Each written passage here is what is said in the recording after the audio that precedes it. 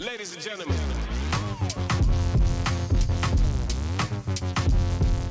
What's up, guys? It's your boy Drew from RC for Life here with another video. Got the DEERC H16E, I believe. Believe it or not, there are other cars out there that have the same exact build. Just different bodies, different accessories, perhaps. You know, the lights and everything like that may differ.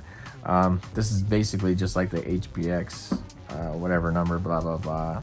The Hypergo, a couple other ones. As you can see, the transmitter is exactly the same. With the transmitter, you have off 70%, 100%. This button controls the lights. You got your trim. Honestly, let's see. This isn't even a channel here or anything like that. So on this remote, that is not an option. But decent remote.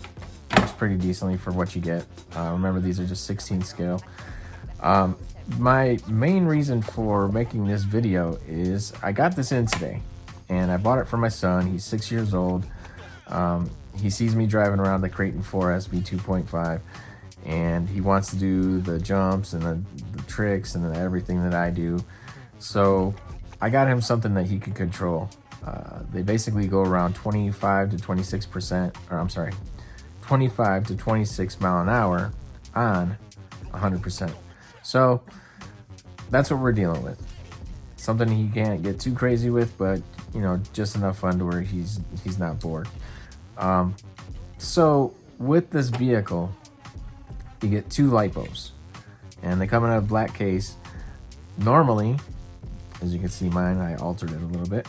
Normally, this balance port right here is recessed inside the plastic. However, last night I made an adapter so I could plug it in and just charge it, you know, like a normal Lipo. You know, you got your charging port right there, and then you plug this part into your balance port, your output. So when I got the truck, I realized this is recessed in there. There's no way to get to it. So I popped it open, pulled this out, taped it back up, and now I can actually plug it in like so. Plug it in right there. Plug this end into the charge. Plug this end into the Lipo, this end into the charger, and poof, now I can actually see what the cells read, their internal resistance, you know, how much longer it might take, whatever, you know, because this one actually has a estimated clock on it. And also, you know, check different features of the Lipo, make sure everything is safe. With the factory given charger, you know, the one that comes with the vehicle, all you have is the balance port, and that's how it charges. I've heard it takes up to 3 or 4 hours for that to charge. When you have a 6-year-old who wants to just play and play and play, he's not gonna want to, you know, sit there and wait. And frankly, I wouldn't either. You know, I'm an adult. I want to play with this. So, you know, I guess these batteries give you a pretty good runtime, about 20 minutes. So you average about 40 minutes for both packs. So charging these two out of the box, they were at 3.7, 3.73 on each cell. So when I plugged it in, first I put it on the battery meter to check, make sure my cells were reading, check the internal resistance, stuff like that, make sure everything was cool. And then I finally hit the balance charge at the appropriate settings. 2S, 2000 milliamp hour, 2.0 amps.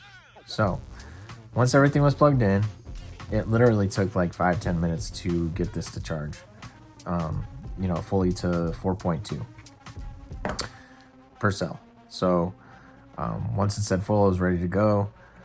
Charged up the other one and, you know, had a little rip outside in the street. I think that's on 70%. Might read that for my kid. That's pretty quick. I have to say, this thing's pretty fun.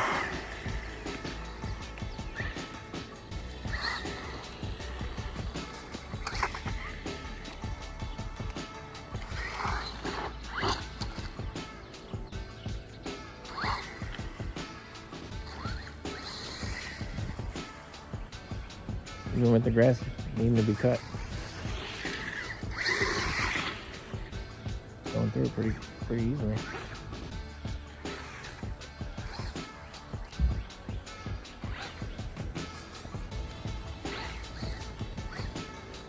This is what he wanted to do the most.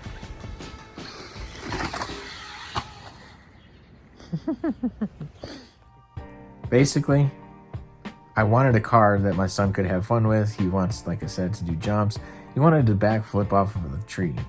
Now, I've given him the controls to my vehicle, my 4S Creighton before, and it's just too fast. Even on 3S, 50%, it's just a little too fast for him.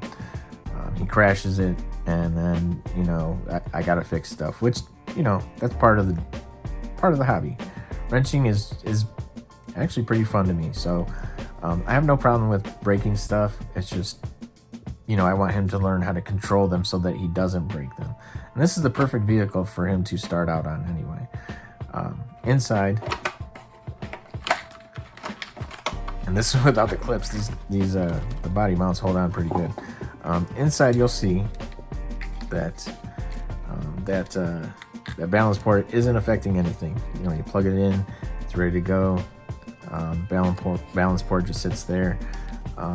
You know, don't tape around this part right here, because if you tape around here when you go to put the strap on, it's kind of a pain in the butt, and it might not, you know, it might not lock into place.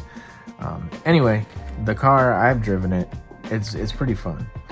So with that being said, if you have one of the Amazon cars and you have one of these hard packs, you can open them up, pop them out, pull this out, and get it to charge with your normal charger. Now, the charger I have is frankly, I want to say I've had it for 5 years. It's probably 2 or 3 years older than that. So about a 10-year-old charger, but it still does the job. This is the Electron Pro AC/DC 10A. So this charges all my Lipos, my 4Ss, 6S, 3S. So it's a great charger, and it's hung in there all this time. So when it goes kaput, then I guess I'll get a new one.